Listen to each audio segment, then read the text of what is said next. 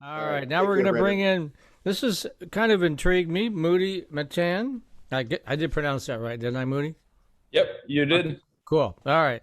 So what caught my attention immediately was I got a press release for Electrify Detroit, and I thought, gosh, some sort of solar thing or other. But that's not really what it's all about, is it, Moody?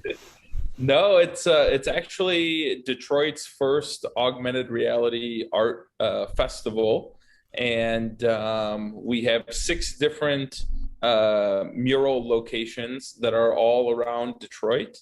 And we have an augmented reality app that's called Electrifly. It's free to download on Android and for iPhones. And it's really a COVID safe kind of go at your own leisure way to experience this art. And what you'll see when you scan the art is these 3D animated and interactive experiences, and the art really popping up and coming to life up off of the walls. So a new That form of digital art. that just sounds fascinating to me because Mike and I are both old business reporters, or I should say former business reporters.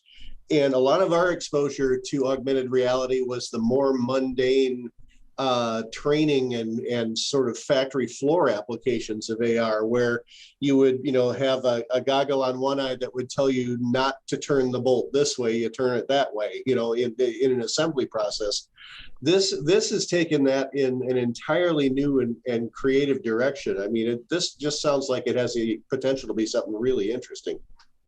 Yeah, that's one of the main things we're trying to do is get everyday people using augmented reality, almost on a daily or a weekly basis, and in a fun and new way. And we at BrandXR we work on a lot of enterprise related use cases for augmented reality. So we're familiar with the virtual training use cases. We also see it a lot in e-commerce nowadays. So being able to visualize what a product looks like inside of your own home before making a purchasing decision. Yeah, you could imagine a virtual car customizer where you're building your new Mustang in your driveway in augmented reality. And so this what we're doing with the art is a new way to kind of bring this technology to the masses, and hopefully it's easy and accessible and fun for everyone.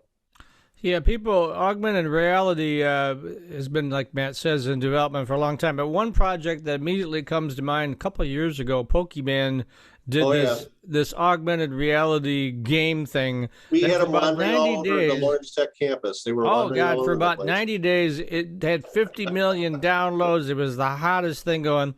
And so what people would use is their smartphones, and it'd be like the regular street scene there, but then inserted into that would be the Pokemon kind of augmented reality. I was trying to give people an example for those who have heard the term but may Yeah. not quite understand exactly what it is.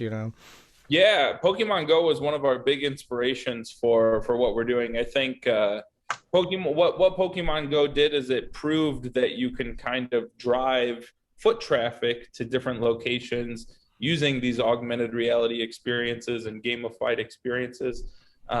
We're doing that with more of an art twist with Electrify, and we're playing off of Detroit's beautiful mural scene that we have. And so three of them were actually existing murals, so they're already painted. And then three of them we freshly painted. We commissioned them. So yeah, and they're all throughout different neighborhoods in Detroit.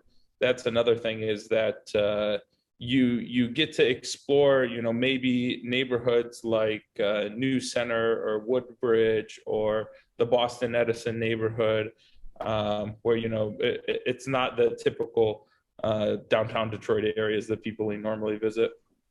Yeah, the Foxtown area where all the various sports teams are. Everyone's familiar with that, right? But they tend not to stray too far from there. Exactly, exactly. And this is, getting people out to explore, those neighborhoods and the businesses that are in those neighborhoods.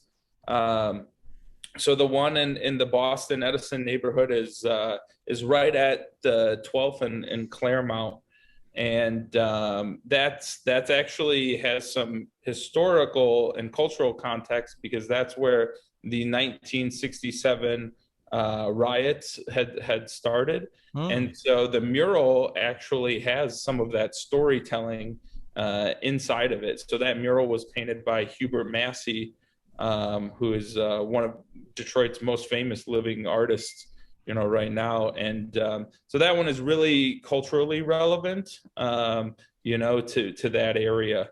And we're planning different activation parties. We're calling them mural activation parties, where we'll have a get together there, and with some food and drinks. And also we're doing projection mapping on it with a light show, so you can have the projection mapping plus the augmented reality, and makes for a really over-the-top experience, kind of wild and crazy, but it's a lot of fun. Yeah, and in the 1 degree of separation from Lawrence Tech Department, Hubert Massey's also doing some murals for us on our campus along the city of Southfield's new biking path that cuts through our campus. It's basically stretches along the Lodge Freeway. So okay. So I've become familiar with his work over the past year, and he's really good. So yes, he's great. He studied under Diego Rivera, and who has the famous mural at the DIA, and he's great. He did the Power to the People mural in downtown Detroit on the street during the Black Lives Matter movement. And so he is at the forefront, I think. So we're extremely excited to work with artists like that. Well, we didn't want to let you leave here without giving you the opportunity to plug your technology. So it says here that the BrandXR Studio is a no-code AR platform that's so easy to use, you can build your first AR experience in minutes with use cases in e-commerce, brand marketing, virtual training, and education. So how did you build an AR platform that's a no-code platform? Tell me a little bit about that, if you could. Yeah, so me myself, I'm more of a business person. I'm not a developer. I don't know how to code, but I have all of these creative ideas about how augmented reality technology could be used. And so, really this product came out of a personal frustration of mine. I had used website builders, no-code website builders like Shopify to create e-commerce sites, or Squarespace or Wix. And so I thought, hey, there needs to be something like that for augmented reality. And that's what we built. And yeah, I'm happy to say it's very easy to use. And we're trying to democratize this augmented reality technology, because not everyone can afford a big development team. These new technologies are costly for companies and organizations. So we're trying to kind of lower that the barrier to entry, and get people creating in augmented reality, all types of people, from marketers to teachers to designers and creatives. So we think everyone can build in AR. Right now, a lot of the experiences are on your mobile phones. So everything's published to mobile, but very soon we believe we're going to see some augmented reality glasses from companies like Apple and Facebook, and Microsoft has the HoloLens in the enterprise world. So once those glasses come out, our platform will be able to build content for those next generation AR glasses as well. Yeah. Go ahead, Mike. Go ahead, Mike. I was just going to say that's been kind of a rough start for them. I mean, they had the Google Glass before, and it's just not it's been kicking around for about a decade, but they don't quite have it together. Or it's these big, clunky kind of helmet things. How are you going to wear that, right? So, yeah, it'll be interesting to see what they come up with next and how they refine that. Yeah, exactly. I think, people, they want to wear the the sexy Ray-Ban style glasses or Oakley glasses. Nobody wants to wear like a big monstrosity on their head. But yeah, I think well, there might be a limited steampunk audience for that, but that would be limited. Well, Matt used to really get into wearing that big thing. That was his thing. So, yeah. Well, no, I tell you, I regard Google Glass as a noble failure. I did try it out. I never bought one, but I did try it out, and it was really cool. I just don't think the display technology and the data processing technology and the high-speed wireless technology were quite there yet to really make something like that work. But now it is. 5G changes everything. So. Yeah. Exactly. So now, yeah, that's I would agree 100%. I think like now a lot of that technology has advanced, and so we're very close. I think within the next 1 or 2 years, we'll start seeing some of these augmented reality glasses come out.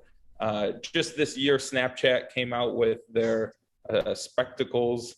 It's kind of like the second or third iteration of their glasses. So you're seeing more and more activity, and I think that Snapchat launch will probably put the pressure on people like Apple and Facebook to come out with something soon. Yeah, well, and to really just fit them into a regular pair of glasses like this, I mean the batteries have to get smaller, the wireless data has to get faster, and the display technology has to be just ridiculously good and miniaturized and able to be embedded in clear glass. I mean that's what we're really looking for here.